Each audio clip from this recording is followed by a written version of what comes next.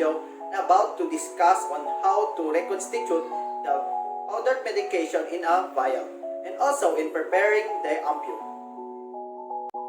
In preparing medications from vial and ampule, first gather equipment like alcohol swab, syringes, bandage gauze, ampule, and vials. After you gathered all the materials needed, you wash your hands or avoid contamination. After you've washed your hands, it's time for you to put the gloves.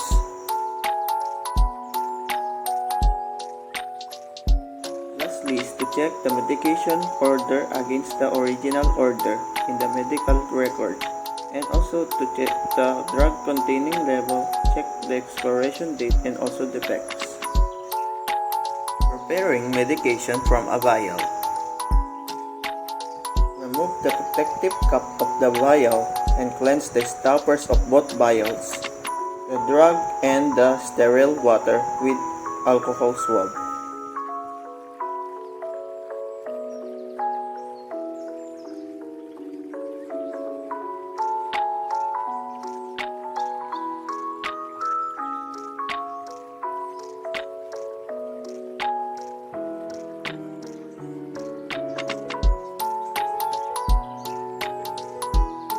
Next, in drawing up the appropriate amount of diluent into the syringe, first is to add or put air inside the barrel or container and carefully aspirate the amount needed, holding the vial.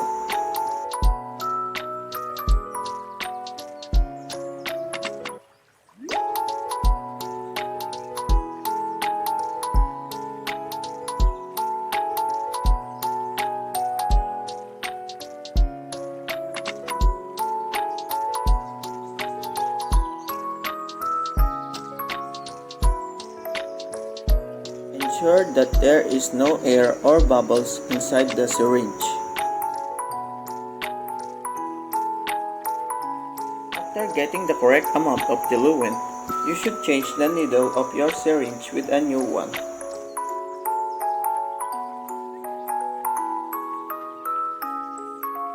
After that, you should inject the sterile water carefully to the vial powdered medication.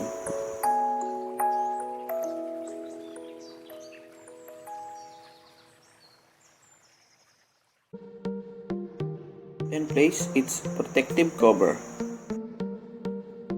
And gently shake the powder until it dissolves or mix. This is how it is done.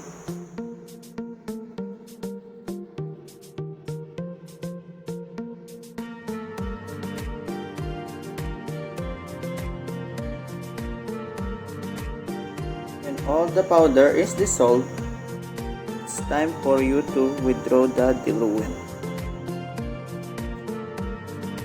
Before you insert the needle into the stopper of the vial, you should introduce air to the container and withdraw the desired amount of medication.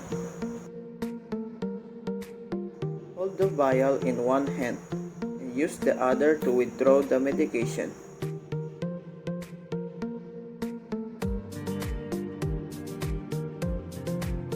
Draw up the prescribed amount of medication while holding the syringe vertically and at eye level. And then after that, you should place the protective cover. Preparing medication from an ampule.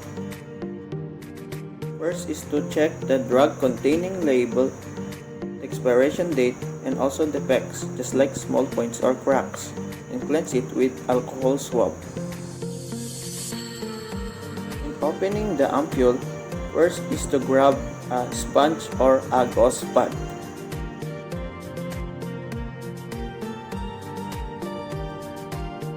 To snap the neck of the ampule, use your dominant hand, and it must be away from you.